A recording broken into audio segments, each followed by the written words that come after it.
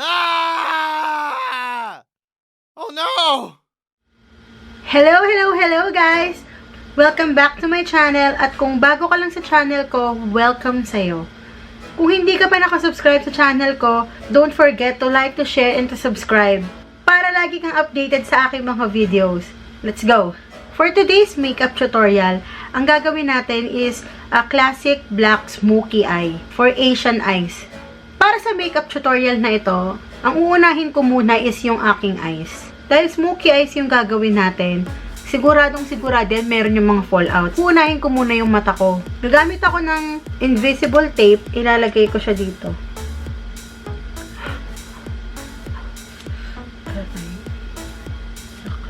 Yan, invisible tape. Kung meron naman kayong mga eye shield guard, yung pag ganon, pwede naman. Pwede kayong maglagay nun. So, dito ipapakita ko lang sa inyo yung tipid budget mode. Unahin natin yung kilay. Sa kilay, ang gagamitin ko ulit is yung aking ever favorite na Maybelline Fashion Brow. Using the pencil one, line ko lang to mga besh. Dahan-dahan lang. Para hindi mabigat yung stroke. Round yung face ko, kaya may edge yung dito ko. May corner. Yung aking kilay. So, okay na.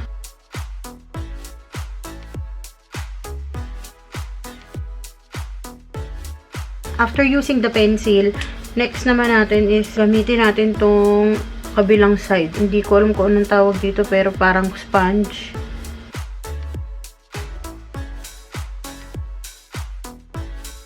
Kinakalat ko lang yung products na nilagay natin kanina using the pencil.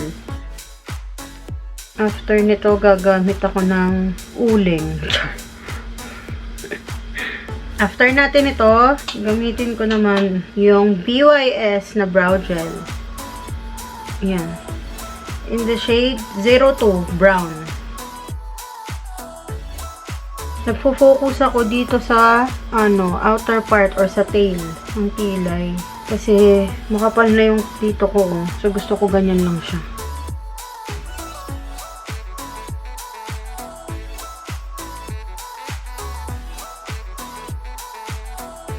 Yung mga spaces dito. Meron kasi akong, ano ko ba dyan? Coconut ba yan? After ko i-define yung kilay, gamit na ako ng eyebrow gel. Sa ating eyebrow gel, ang gagamitin ko ulit is itong Fashion21. After natin maglagay ng eyebrow gel, next natin gagawin is i-define ko na yung aking kilay. Using our Tarte concealer.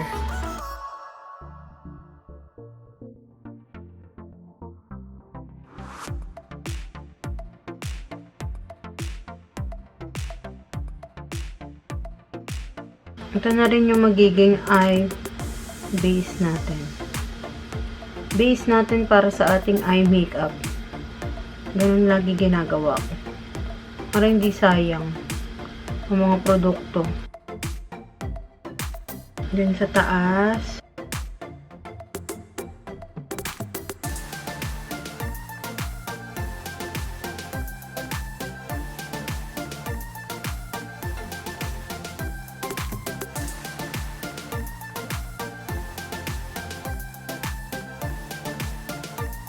Set ko na tong nandito using the Marcier translucent powder.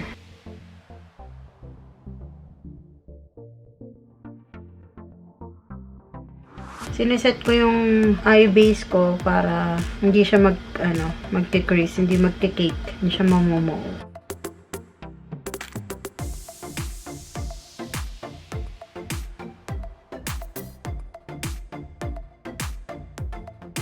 Proceed na tayo sa ating eye makeup. So, ang gagamitin ko para dito sa ating classic black smoky eye is itong BTLA Matte and Shimmer Eyeshadow. For our transition shade, mga besh, ang gagamitin natin is siguro ito. Gamitin ko to. Ito yung crease ko, di ba? Aangat ko siya dito. Dito tayo mag-start ng ating eyeshadow.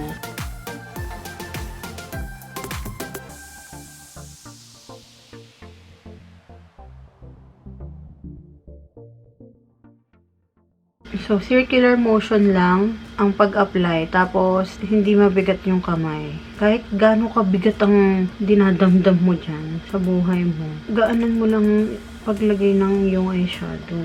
Same sa kabila.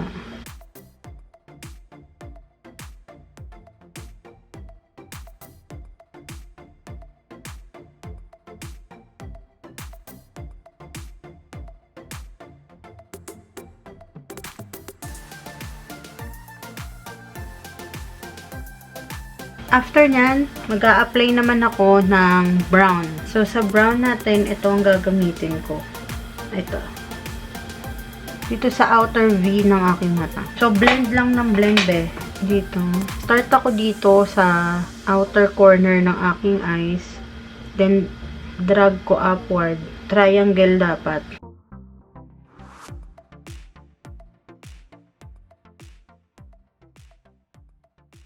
Kaya maganda rin na meron tayong ganito na shield para hindi lalagpas dyan yung ano natin, eye makeup. Same with the other side.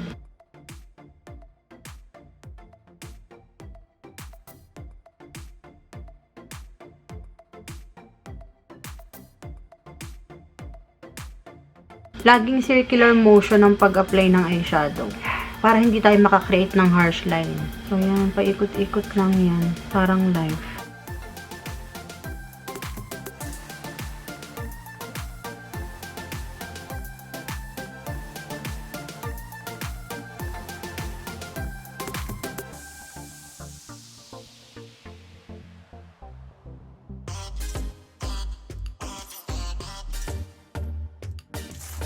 After applying yan, doon na tayo sa color blocks. Siyempre, classic black eyeshadow nga to. Ang gagamitin ko is maglalagay muna ako nitong MAC Black Track na gel eyeliner.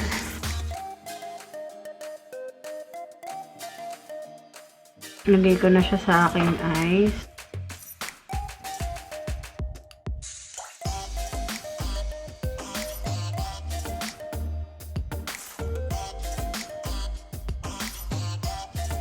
Mas maganda to kapag dabbing motion lang or tapping motion. Para mas intense yung black ng ating smoky eye. Kaya ako to ginagawa. At ginagawa ko rin to para sa aking sarili. Ayan. So, once na na-apply na natin tong ating black na gel liner, saka tayo maglalagay ng black eyeshadow.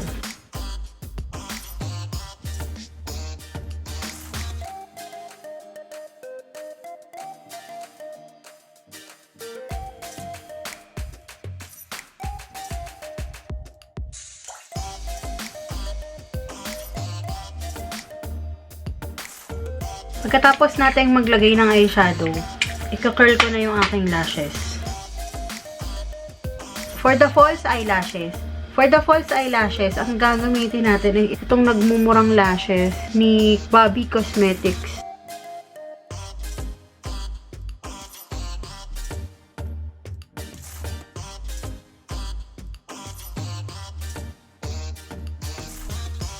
Punta na tayo, best, sa ating malapad na muka. So, syonggalin na natin to. Kabila din. Pagkatanggal natin yan, yung pattern na yan dito, dyan tayo magkikreate ng ating wing eyeliner.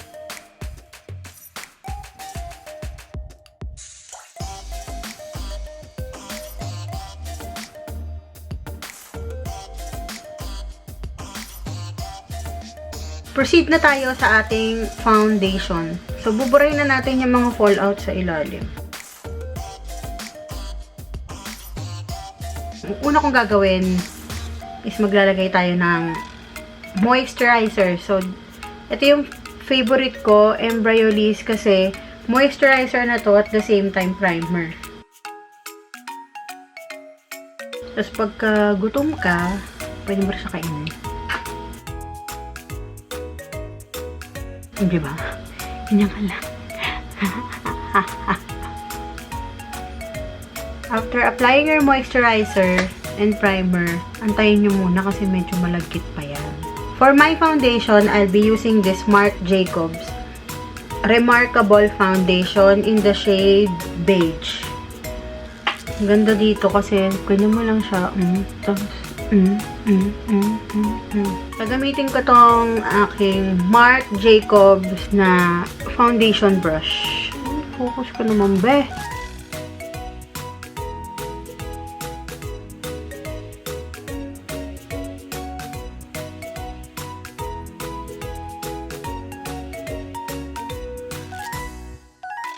Next natin gagawin, maglalagay tayo ng concealer. Para yung mga dark circles natin dyan, matsugi. Yung magastos ako sa makeup. Laki kasi ng mukha ko.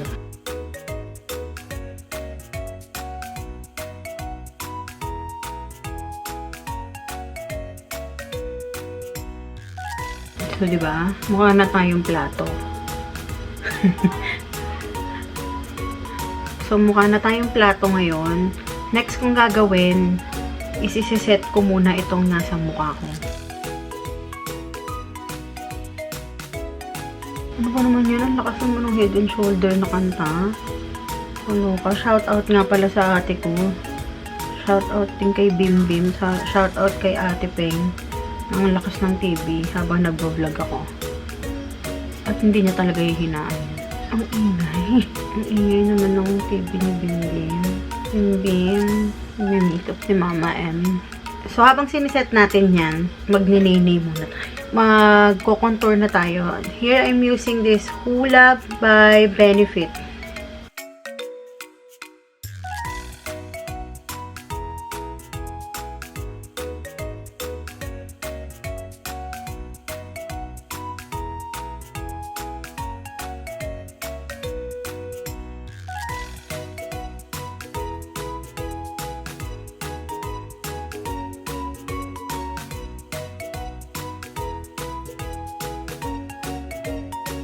Next is contour na natin tong nose. Pag nagko-contour ako, nag-start ako dito, pababa.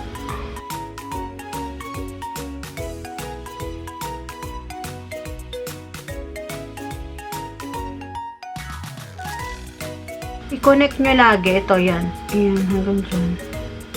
Connect nyo lagi, yan. Huwag nyo kakalimutan yan. Same sa kabila. Start ako dito, then pababa.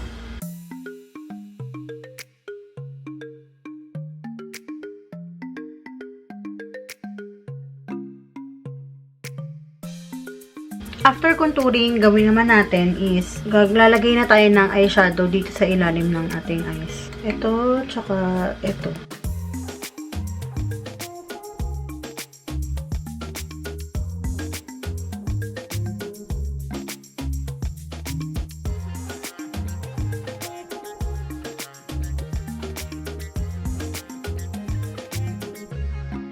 Next is, maglalagay ako ng color black.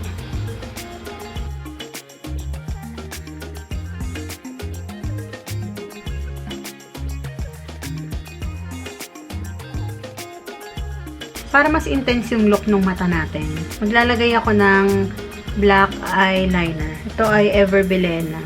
Lalagay ko siya dun sa waterline.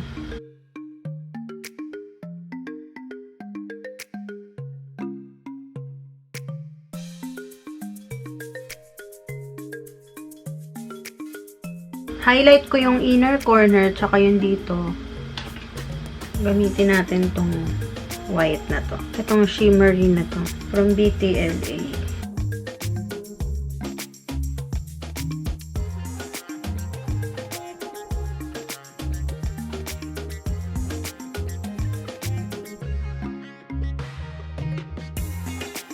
After natin gawin yan, maglalagay muna ako ng highlighter. For the highlighter, I'll be using this Fixie Dolce Candy.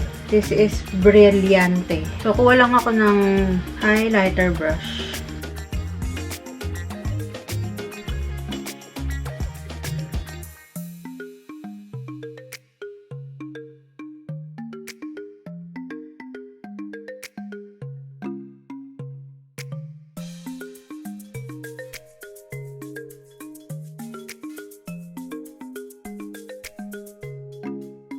So, tanggalin na muna natin itong mga binake natin. For the blush, I'll be using this Maybelline Fit Me na Peach Blush. So, pag smoky yung mga makeup nyo, gaya ng ganito, mas maganda kung mga peach yung gagamitin nyo. Ganyan. Pag dark ang eyeshadow nyo, mas maganda nude yung lips nyo. Sa lips ko, gagamitin ko tong Zoeva lip liner.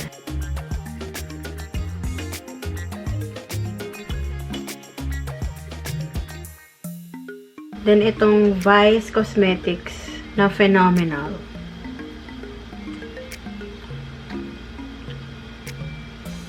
To set our makeup, maglalagay na ako nitong MAC Prep and Prime Fix Plus.